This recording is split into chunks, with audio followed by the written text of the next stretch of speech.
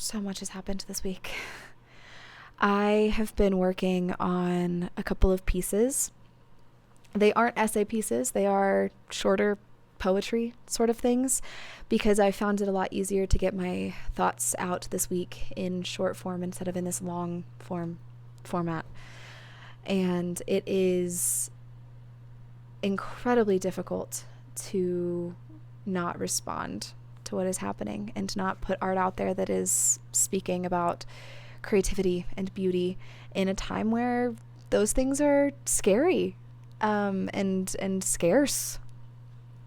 So this week I was going to write a long form essay on this concept of the radical yes.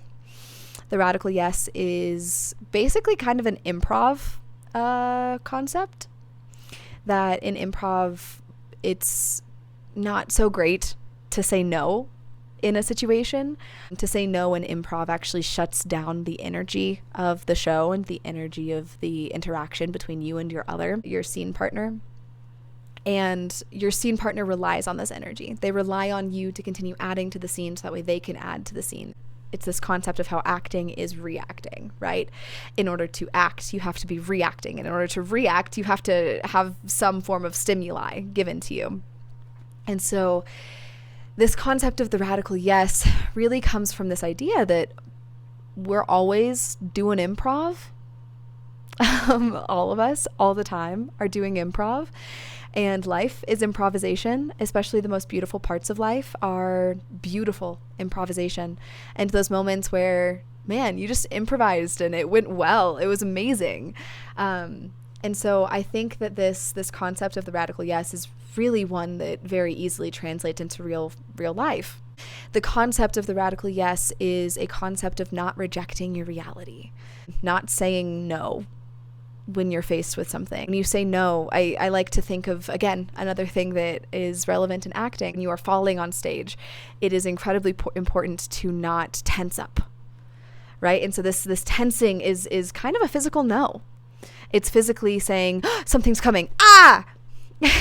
And when you are falling on stage, it's really important to stay as loosey-goosey as you can, to just kind of go with whatever comes, and that is one of the ways that this was described to me was in car wrecks, where there's one driver who's drunk and there's another driver who is sober. Generally, the person who receives the most injury is going to be the sober person, because they see the car coming and they tense up and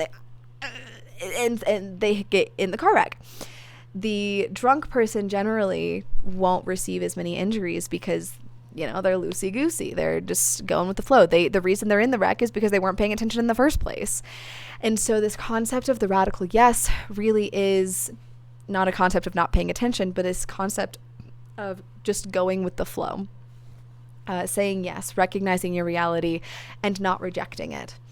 And so I think it gets harder and harder to not reject reality the more painful reality comes. I mean, that's the concept of of childbirth, right? That's why you breathe. That's why they say breathe. And that's why you have breathing lessons in the middle of childbirth, is because it's important to allow that energy to move through you and not tense up. If you tense up, it's going to hurt 1,000 times more.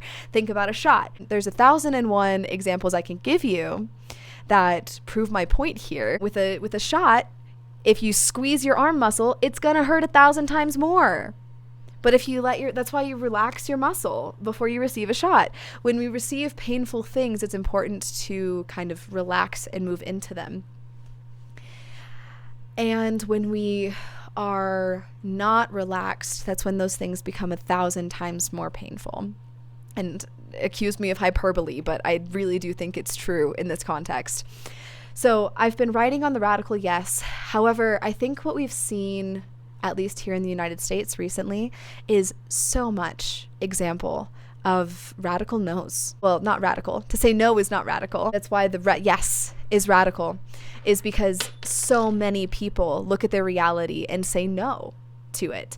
This radical no is something that we see in politics. It's something that we see in telling people no for just being who they are and trying to shut down people who just want to be accepted. That acceptance is a yes. People just want a yes for who they are. And if you give people yeses, if you tell people, yes, you are allowed to be who you are, then they are able to thrive and grow and change and create in the world. If you tell people no, they will never grow, because no, just like in improv, no in life shuts down the energy. If I'm in an improv scene and my partner says no, it does not give me anything to react from, and it actually severs the connection that we have between us. Oh, my cat. I'm gonna go put her outside. She's been on this thing where she's trying to pee everywhere, and I just heard her starting to paw at things, which meant that she was about to pee. Where was I? Anyways, the no comes up a lot when we're talking about the control of other people. And no is one of the best tools of those who might control someone else. To say no is to say, you can't be this way. You have to be some other way. And there is only one correct way that you can be, that there's only one thing we will say yes to, or there's a specific type of being that you have to conform to that we will say yes to. And so you see a no present in places where certain groups of people are not accepted, or where certain behaviors are really taboo. I think that it's very interesting to observe where in our life we are willing to say no. I was reflecting on these protests that have happened this past weekend in Minnesota. I live 30 minutes out of Albuquerque, and there were large protests in Albuquerque. So I'm thinking a lot about these ways that in response to injustice, in seeking for in response to a sense of a lack of control, the answer that a lot of us have is to tense at the wheel. The answer that a lot of us have is to say no. No, you're not allowed to be here. No, you're not allowed to exist. No, this has gone too far. And while those things are true,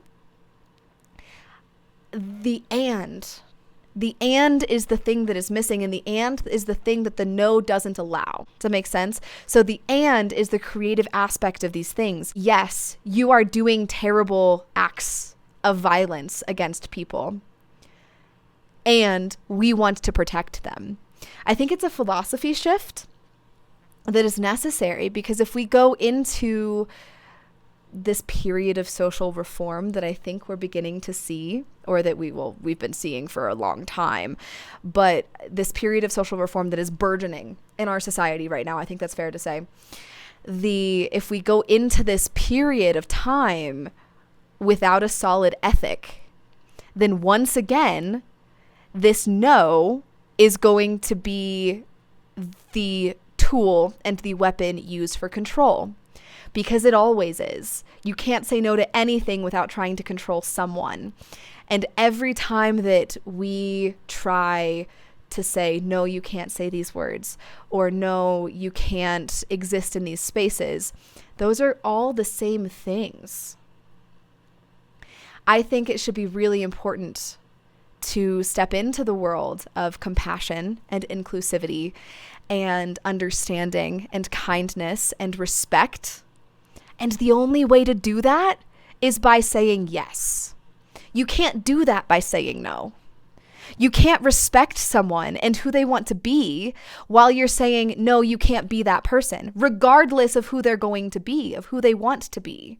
You have to allow people to be who they want to be. And I think really at the core of, at the popular level, not at the state level, not at the officials level, but at the people, your neighbors, your family, your friends, the people you see on Facebook, at that level, we have to stop telling people to not be who they are.